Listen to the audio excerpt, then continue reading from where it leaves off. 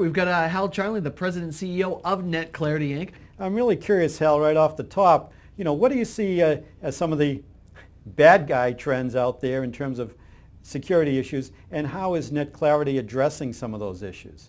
Yeah, I think the biggest trend that we've seen, and it's, as you alluded to earlier, you turn on the evening news and, there's another breach, there's another attack, there's another threat of cyber warfare or cyber crime.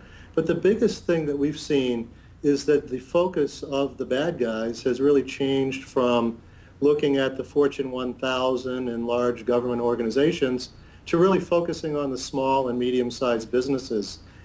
I remember doing a seminar on this maybe about 6-7 months ago around that particular issue, which surprised a lot of people that they thought, banks are the hackers' target because there's a lot of money there, or, the big credit card issuers.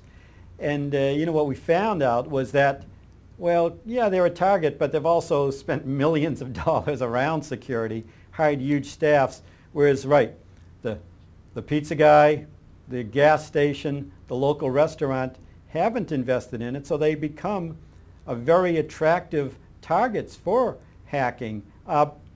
So now we got people afraid. So how should they start thinking about cybersecurity themselves? If you are the pizza shop or the pizza delivery service with 10 shops, how do you start implementing that within your own operations? Well, there's a couple of things. We talk about inside-out security and outside-in security. The traditional firewall provides protection from the outside in. It keeps the guard up for attacks coming in, quote unquote, through the internet or through the cloud.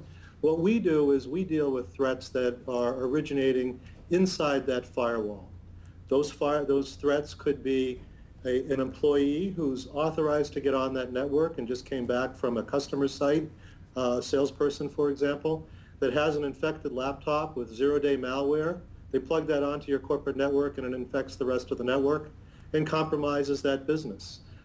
Secondly, there's a massive propagation of wireless and mobile computing devices, the droids, the iPads, the iPhones, etc., that have really posed a serious problem for some of these smaller business and smaller companies. So what we've done is we've implemented a very cost-effective in some cases by an order of magnitude over the competition, cost-effective network access control solution that has a few unique characteristics. First and foremost, we are agentless. That means you install our appliance and you don't need to install any software on any of the endpoints, and we can deal with wired devices as well as wireless devices.